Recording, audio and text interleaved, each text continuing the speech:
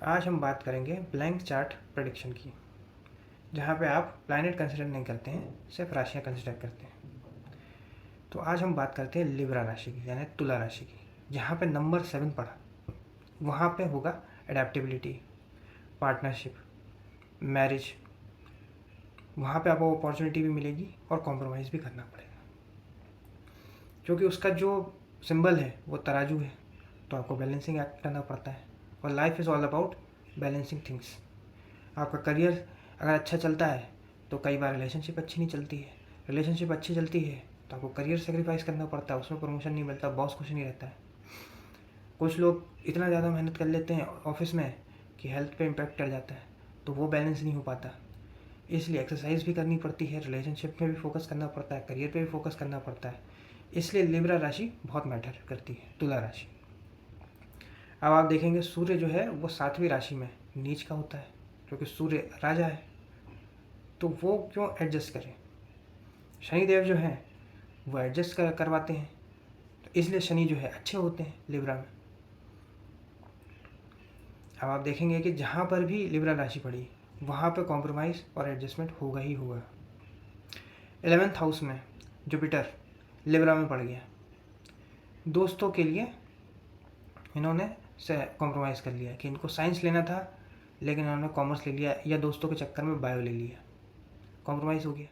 तो लिब्रा में वीनस अच्छा होता है, लेकिन आप देखेंगे कि वहाँ पर सब कुछ है, ब्यूटी है, लग्जरी है, लेकिन आपको कॉम्प्रोमाइज़ करना पड़ता है, जो शनि से हमने लिया हुआ।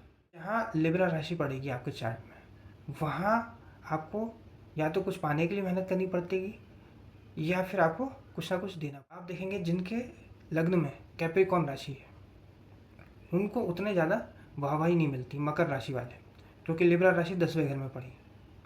जैसे प्यार का पंचनामा 2 में आपने देखा होगा कि एक बंदा जो है बिज़नेस में पैसे लगाना चाहता है, और उसकी जो गर्लफ्रेंड रहती है, शायद नुसरत भरूचा रहती है, वो कहती है कि मैंने अपने बॉस से बात करी है, वो तुम्हारा जो प्लान है वो कभी सक्सेसफुल नहीं होगा, ये होगा वो होगा, ऐसे करके वो बोलती है और उसको कन्विंस करने की कोशिश करती है कि तुम फेल ही होगे। तो वही इनको रिटेलिएशन मिलता है, कभी समाज से, कभी फैमिली से, कभी पत्नी से। इसलिए स्ट्रगल हमेशा रहती है। लग्न ये में या 10वें घर में लिब्रा आ जाए, या फिर लग्न में शनि की राशि आ जाए, कैप्रिकॉर्न, एक्वेरियस, कुंभ राशि या मकर राशि, तो इनमें एक ईगो भी बहुत होता है, इसलिए इन ईगो को त्यागना जरूरी है। ये लोग जो हैं खुद को किंग मानने लग जाते हैं अगर थोड़ा सा भी इन्होंने कुछ अचीव कर लिया, बहुत ज़्यादा, इसलिए ईगोइस्टिक हो जाते हैं।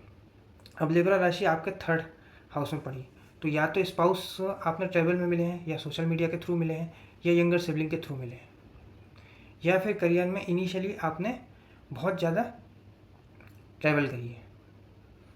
और जो सिबलिंग जो इन्वॉल्व था, जैसे ही आपकी शादी हुई सिबलिंग की अच्छी जॉब लग गई, ये भी होता है क्योंकि उसने एक अच्छा काम कर। यही सेम चीज़ 7th लॉर्ड इन 3rd हाउस में भी हो सकती है, सिबलिंग के थ्रू, सोशल मीडिया के थ्रू, स्पाउस में। लिब्रा आपको बैलेंस बनाने को बोलती है, लेकिन पाइसेस लग्न जिसका मीन लग्न होता है वो उतना बैलेंस नहीं बना पाता, क्योंकि 2nd हाउस में उसकी पहली राशि मार्स की पड़ती है। जैसे ही वो मुंह खोलता है लड़ाई झगड़े हो जाते हैं, इसलिए उतना इनका बैलेंस बन नहीं पाता। ऐसा ही सेम वर्गों के साथ होता है, उनकी भी लिब्रा राशि दूसरे घर में पड़ी है, तो इनकी लाइफ बहुत ज़्यादा मुश्किल होती है। इसलिए ना सोच समझ के निर्णय लेने चाहिए, और सोच समझ को लिब्रा राशि को अच्छा करना है। तो वो जो जिम आप ज्वाइन करें, और वो जो बॉल वाली एक्सरसाइज होती है जिसमें बैलेंस करते हैं, वो आप करिए, वो क्लासेस लगाइए, तो आपके लिब्रा अच्छे होते जाएंगे। अब आप देखेंगे कि मरकरी 7वें घर में अच्छा होता है, दूसरी चीज़ें आपको देगा, बिजनेस से, बिजनेस पार्टनरशिप, लेकिन उसका मरण करण स्थान है, तो वो आपकी रिलेशनशिप में भी प्रॉब्लम दे सकता है। इसलिए मरकरी एंड लिब्रा कुछ अच्छा होता है, कुछ ख़राब होता है। अब सूर्य है, केतु है, वो लिब्रा में उतना अच्छा नहीं करते हैं। वीनस है, सैटर्न है, वो लिब्रा में बहुत अच्छा करते हैं, अच्छा बैलेंस बनाते हैं। अगर केतु लिब्रा में है तो आपके थाइस में या पेट के आसपास कहीं ना कहीं कुछ ना कुछ मार्क। गुरु अगर लिब्रा में है तो दुनिया आपके पास कुछ ना कुछ तो मांगने जरूर आएगी। इसलिए केतु और अगर मार्स का कॉम्बिनेशन है तो आपके आईब्रो पे या मूछों पे कुछ ना कुछ मार्क हो सकता है। मार्स जो है या तो मूछें हैं या आईब्रो है, और मार्स केतु है तो वो जो है आपका एनिमल है, जैसे कि दांत जो हार्ड होते हैं। तो मार्स केतु के कॉम्बिनेशन में कई बार दांत से रिलेटेड प्रॉब्लम भी हो सकती है। अगर आपके सेकंड हाउस में लिब्रा है तो फैमिली के लिए समझौता करना पड़ता है। यदि आपके 6th हाउस में लिब्रा राशि पड़ गई तो आप देखेंगे कि आपको डेली लाइफ में समझौते करने ही पड़ते हैं, मामा मौसी के लिए समझौते करने पड़ते हैं, वर्कहॉलिक होना पड़ता है, बहुत स्ट्रगल होती है। कई बार ऐसा भी होता है कि शनि अगर उच्च का बैठा हुआ है तो आप देखेंगे कि इनिशियल फेज में आपको स्ट्रगल करना पड़ता है, समझौते करने पड़ते हैं, और लेटर स्टेज ऑफ लाइफ में आपको सक्सेस मिलती है। जैसे लोग होते हैं कि 15-15, 20-20 साल एक कंपनी में काम करते हैं और उसके बाद उनको हाथ में सक्सेस मिलती है। अब लिब्रा आपका पड़ा 4th राशि में तो माँ के लिए समझौते करने पड़ेंगे, प्रॉपर्टी के लिए, गाड़ी के लिए समझौते करने पड़ते हैं। 5वें घर में पड़ा तुला राशि तो बच्चों के लिए समझौते करने पड़ेंगे, आपको पैशन के लिए समझौते करने पड़ेंगे। 6वें घर का बता ही दिया है। 7वें घर में स्पाउस के लिए समझौते करने पड़ेंगे, बिजनेस में समझौते करने पड़ेंगे। 8वें घर में इन लॉज हो सकते हैं, या हो सकता है आप ऑकल्ट साइंस में रिसर्च करते हो, ज़मीन से अंदर की चीज़ों में रिसर्च करते हो, तो हो सकता है आप अपनी हेल्थ पे फोकस ना कर पाएँ, स्पाउस पे फोकस ना कर पाएँ, और चीज़ों पे फोकस नहीं कर पाएँ, तो वहाँ पे आपको समझौते करने पड़ते हैं। 9वें घर में अगर तुला राशि है तो आपको पिताजी के लिए, धर्म के लिए समझौते करने पड़ेंगे, वहाँ पे आपकी स्ट्रगल रहेगी।